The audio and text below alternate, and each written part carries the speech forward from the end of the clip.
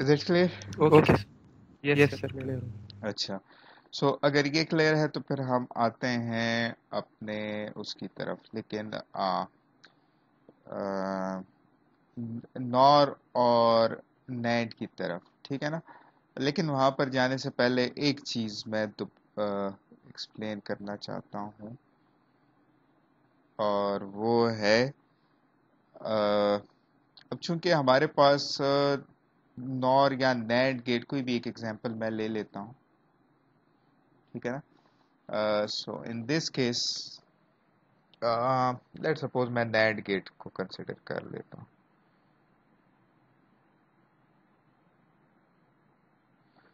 सो NAND gate में अब हमारे पास जो है एक पी मॉस, दो पी मॉस सीरीज में कनेक्ट पैरेलल में कनेक्टेड होंगे, और दो एन मॉस जो है वो सीरीज में कनेक्टेड होंगे,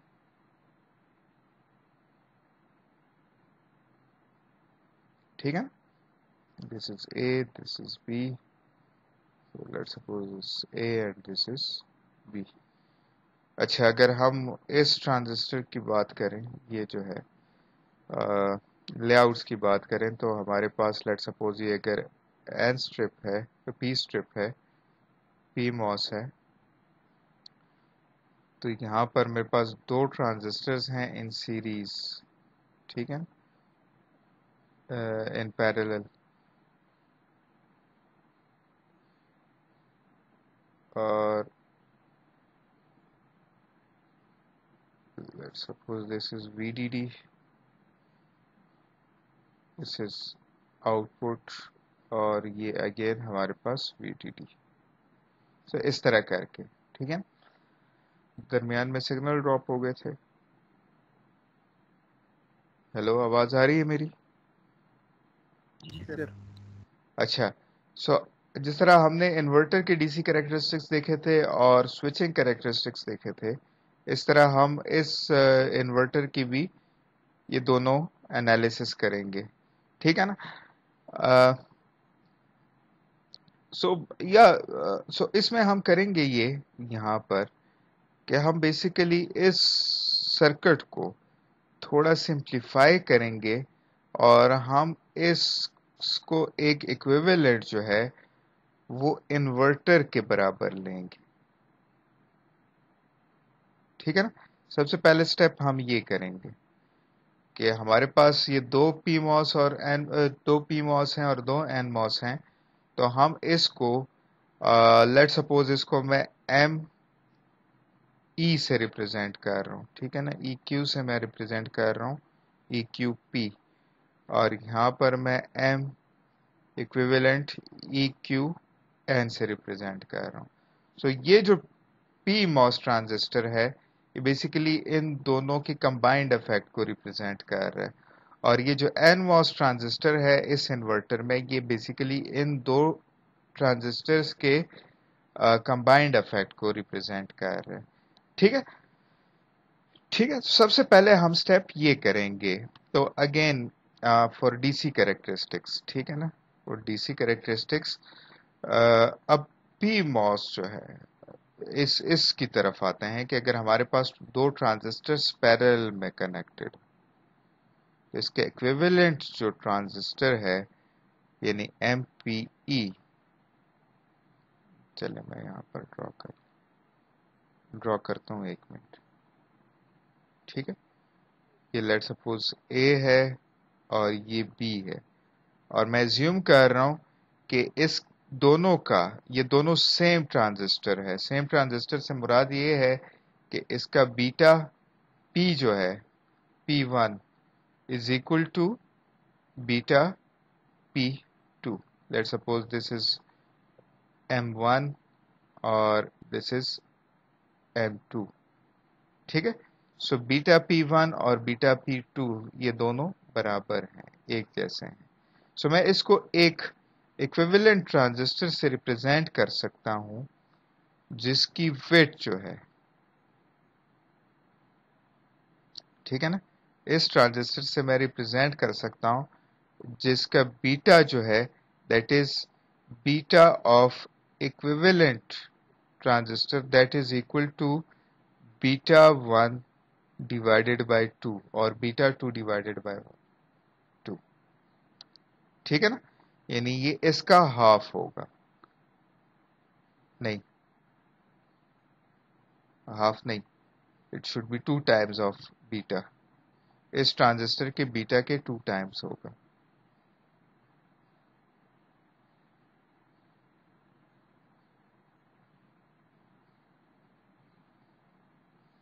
बीटा P1 या बीटा P2 जो भी है, ठीक है ना, let's suppose that is beta. ठीक, सो ये ट्रांजिस्टर जो होगा, ये ट्रांजिस्टर, ये इसका बीटा जो होगा ये 2 टाइम्स ऑफ दिस होगा। ये चीज क्लियर है कि मैं इसको मजीद एक्सप्लेन करूं? Yes yes sir clear. ठीक है।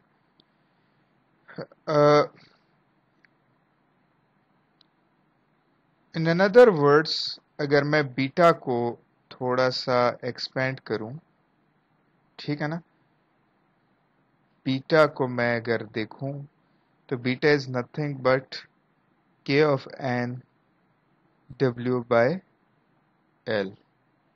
ठीक है ना, सो अगर मैं यहां पर कहता हूं कि beta is equal to 2 times of n, beta जो है वो उसको मैं 2 टाइम्स कंसिडर कर रहा हूं।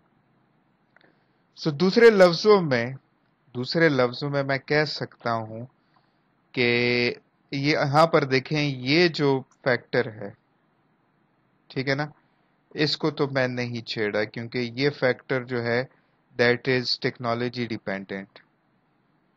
ठीक है, यानी दूसरे लफ्जों में ये ऑक्साइड इनटू मोबिलिटी है, सो इस चीज को तो मैं नहीं छेड़।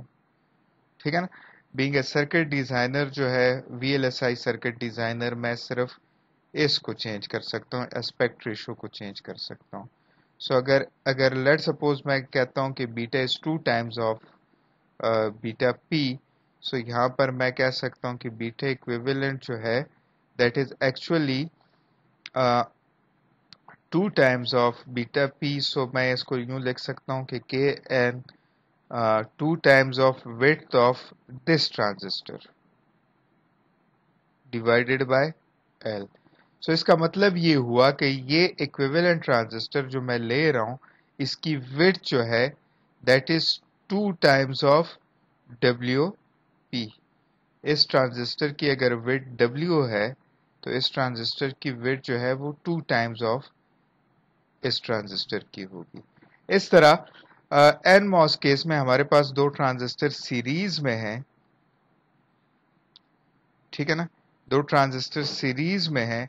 सो इन दिस केस अगर मैं इक्विवेलेंट ट्रांजिस्टर लूंगा, ठीक है ना, ये इक्विवेलेंट ट्रांजिस्टर लूंगा,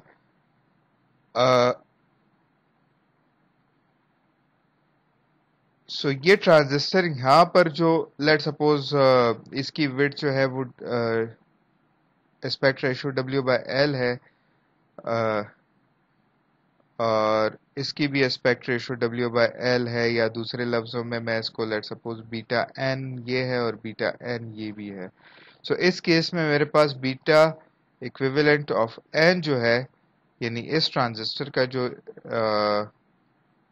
बीटा होगा that would be half of the beta n divided by 2, इसके हाफ के बराबर होगा। या दूसरे दूसरे लफ्जों में मैं कह सकता हूं कि अगर इसकी लेंथ जो है, ठीक है ना, मैं इसको 2 टाइम्स लेंथ इंक्रीज कर दूं, जो कि बेहतर नहीं है कि मैं उसको इस तरह कहूं, क्योंकि लेंथ को अमूमन हम चेंज नहीं करते।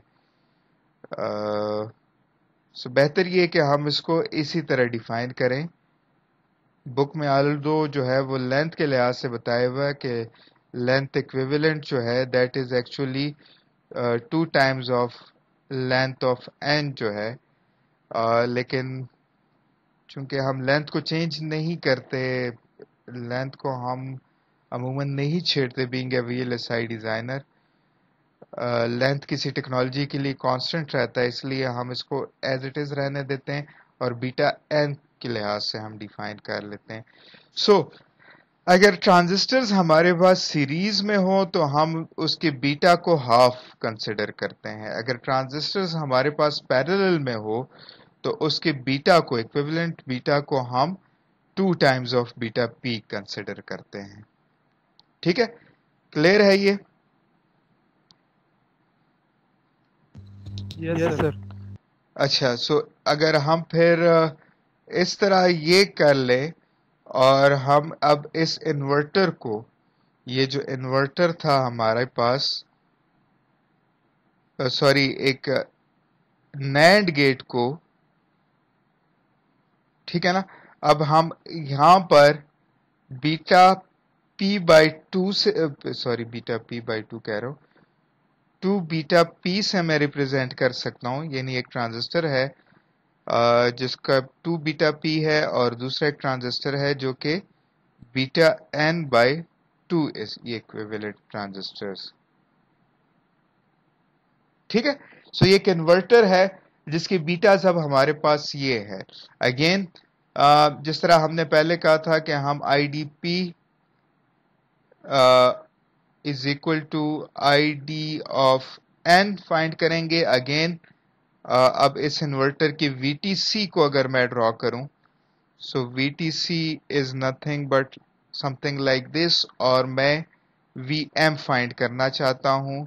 VM वो वोल्टेज थी जहां पर हमारे पास VM वो वोल्टेज थी जहां पर हमारे पास Vin is equal to V out is equal to VM था। और यहाँ पर जो करंट था, ये जो रीजन था, यहाँ पर हमारे पास MN और MP दोनों जो थे वो सैचुरेशन रीजन में थे। तो हमारे पास ये दोनों करंट जो हैं ये सैचुरेशन रीजन में होंगे, और जिस तरह हमने पहले इसको सॉल्व किया था उस तरह हम यहाँ पर भी सॉल्व करेंगे। सो अगेन हम यहाँ पर जो सैचुरेशन करंट की इक्वेशन है वो लिखेंगे, which is beta divided by 2। ठीक है ना, अब यहाँ पर P है, so beta P divided by 2 into V saturation of P square is equal to beta N divided by 2, ठीक है, into V saturation of N जो है स्क्वायर। अच्छा, यहाँ पर अब बीटा P और बीटा N, ये तो ट्रांजिस्टर की इक्वेशन थी, अब यहाँ पर बीटा P और बीटा N जो है अब ये वाली बीटाज होंगे। सो इंस्टेड हमारे पास ये होगा 2 बीटा P डिवाइडेड बाय 2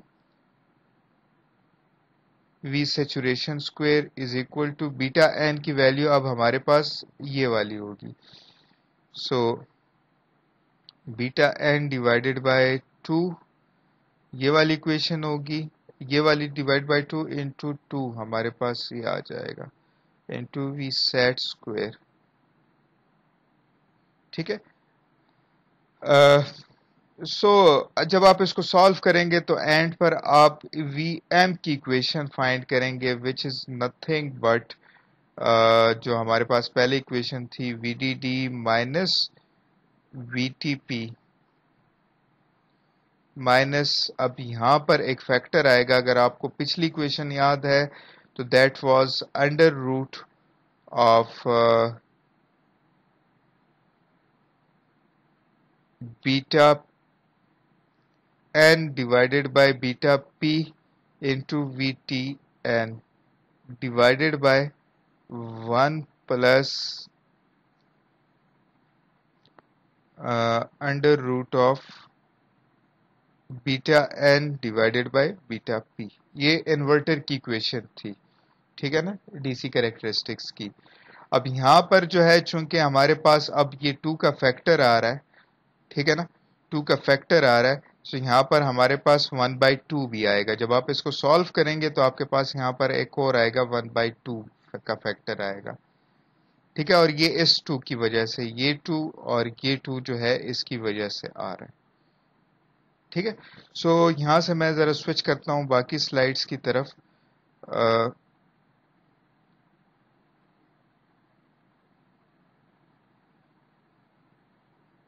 सो यहाँ पर देखें,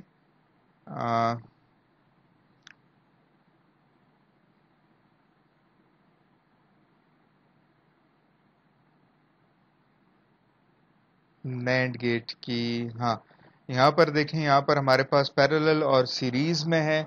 सो पैरेलल को उसने जो है सीरीज को उसने 2 टाइम्स ऑफ लेंथ से रिप्रेजेंट किया है, लेकिन अल्टीमेटली ये जो है 2 टाइम्स ऑफ जो लेंथ है ये बीटा एन बाई 2 में ट्रांसलेट हो रहा है। ठीक है। सो इस इन्वर्टर का, इस एंड गेट, नैंड गेट को उसने एक इक्विवेलेंट जो है वो इन्वर्टर से रिप्रेजेंट किया है, जिसका पी मॉस जो है वो सीरीज में थे, तो अब उसको 2 बीटा पी से रिप्रेजेंट किया है, और एन मॉस जो है वो पी मॉस पैरेलल में थे, तो उसको 2 बीटा पी से रिप्रेजेंट किया है, और एन मॉस जो है वो सीरीज में थे, तो उनको बीटा एन बाई 2 से रिप्रेजेंट किया है। ठीक है।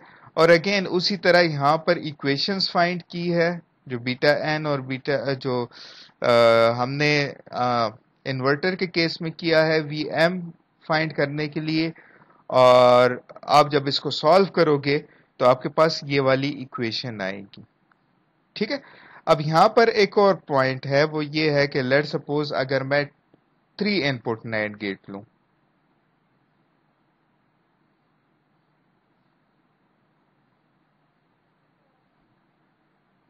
अगर मैं 3 इनपुट नैंड गेट कंसिडर करता हूं, ठीक है,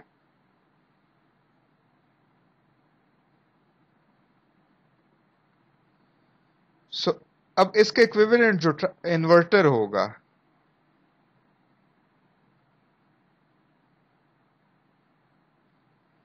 ठीक है, इसका इक्विवेलेंट जो इन्वर्टर होगा, उस केस में हमारे पास अब 3 ट्रांजिस्टर जो है वो सीरीज में है, पैरेलल में है। सो यहां पर बीटा जो होगा वो 3 टाइम्स ऑफ दिस होगा, 3 बीटा पी होगा, और एन मॉस जो है वो बीटा एन बाय 3 से रिप्रेजेंट होगा। सो अगर हमारे पास एन नंबर ऑफ ट्रांजिस्टर्स हैं पैरेलल में, तो हम जो है बीटा पी को एन बीटा पी से रिप्रेजेंट करेंगे, और अगर हमारे पास एन नंबर ऑफ ट्रांजिस्टर्स हैं सीरीज में, तो हम एन मॉस ट्रांजिस्टर को बीटा एन जो है वो बीटा एन बाय एन जो है, जितने हमारे पास सीरीज में या पैरेलल में ट्रांजिस्टर्स होंगे, उतना ही हम वो फैक्टर यहां पर मल्टीप्लाई या डिवाइड करेंगे। ठीक है। सो ये हमारे पास एन नंबर ऑफ ट्रांजिस्टर्स कैसे बढ़ रहे हैं, अगर लेट सपोज मेरे पास एन इनपुट, लेट सपोज मेरे पास 2 इनपुट नैंड गेट है, तो यहां पर 2 ट्रांजिस्टर्स पैरेलल में होंगे। अगर 3 इनपुट नैंड गेट है तो 3 ट्रांजिस्टर्स होंगे। अगर 4 इनपुट नैंड गेट है तो 4 ट्रांजिस्टर्स यहां पर होंगे। सो अगर मेरे पास N number of input AND gate है, ठीक है, तो उस केस में मेरे पास फिर यहां पर N number of transistors parallel या सीरीज में कनेक्ट होंगे। सो यहां पर उस केस में फिर हम एन जो है यहां पर रखेंगे। This is for NAND gate. For NOR gate जो है, ये चीज एग्जैक्टली रेप्लिकेट हो रही है, लेकिन यहां पर देखें अब हमारे पास रेप्लिकेट कह रहा हूं कि ये चीज यहां पर रिपीट हो रही है, लेकिन यहां पर अब हमारे पास पी मॉस जो है वो सीरीज में है, एन मॉस जो है वो पैरेलल में है। सो अगर पी मॉस सीरीज में है तो अब बीटा पी जो है वो बाई 2 होगा, बीटा पी डिवाइडेड बाई 2। ठीक है। और एन मॉस जो है अब पैरेलल में है, तो अब यहां पर बीटा एन जो है इक्विवेलेंट ट्रांजिस्टर इन्वर्टर का जो बीटा एन है, ये मेरे पास 2 times of this beta N होगा। ठीक है। सो अगेन जब आप इसको इक्वेशन में वैल्यूज पुट करेंगे, तो वहां पर in case of NAND gate हमारे पास 1 बाय एन आ रहा था, और in case of NOR gate अब हमारे पास, जब आप इस इक्वेशंस को सॉल्व करेंगे, तो इस इक्वेशंस में अब हमारे पास जो है वो यहां पर 1 बाय एन के बजाय सिर्फ एन आएगा। ठीक है।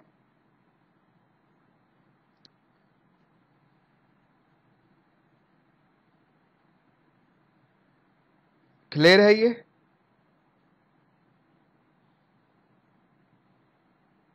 Yes sir. अच्छा, क्लियर। यहाँ पर मैं इस डिस्कशन को ख़त्म करता हूँ क्योंकि टाइम ज़्यादा हो गया और आपकी शायद दूसरी क्लास है। तो यहाँ पर मैं इसको ख़त्म करता हूँ। नेक्स्ट उससे फिर हम यहाँ से स्टार्ट करेंगे।